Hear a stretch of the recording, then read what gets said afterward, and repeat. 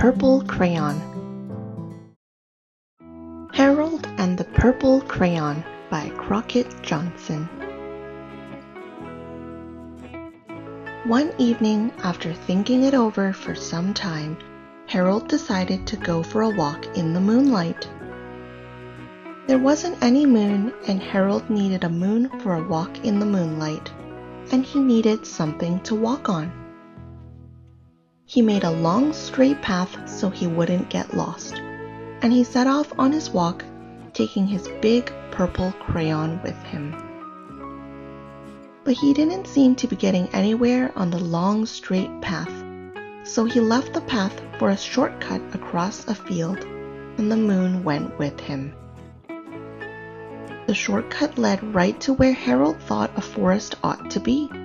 He didn't want to get lost in the woods, so he made a very small forest with just one tree in it. It turned out to be an apple tree. The apples would be very tasty, Harold thought, when they got red.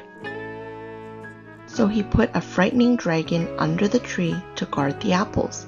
It was a terribly frightening dragon. It even frightened Harold. He backed away. His hand holding the purple crayon shook. Suddenly he realized what was happening, but by then Harold was over his head in an ocean.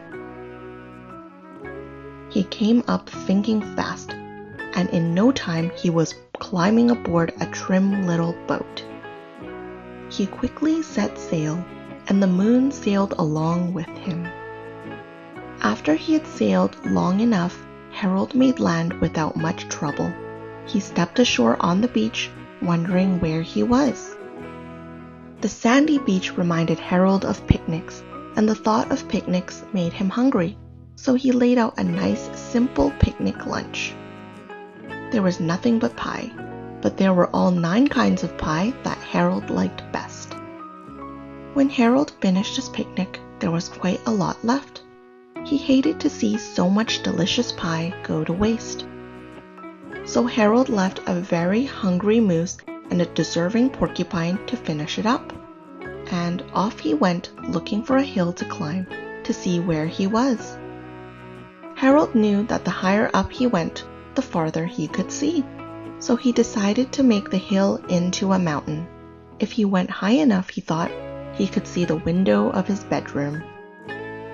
He was tired and he felt he ought to be getting to bed.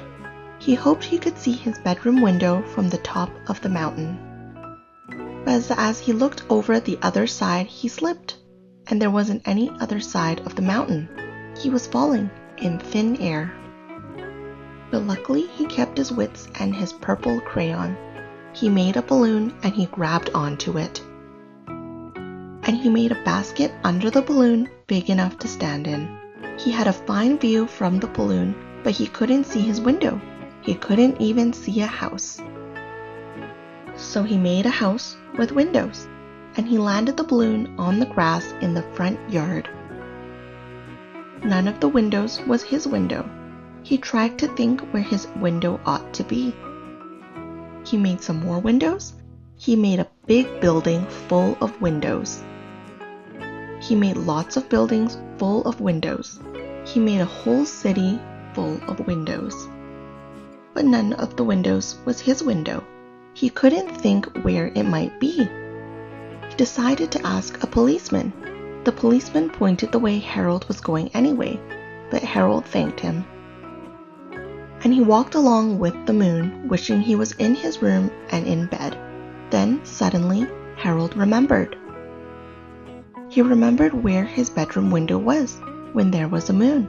It was always right around the moon. And then Harold made his bed. He got in it and he drew up the covers. The purple crayon dropped on the floor and Harold dropped off to sleep. The end. Harold and the Purple Crayon by Crockett Johnson. Thanks for reading along. Make sure to like and subscribe.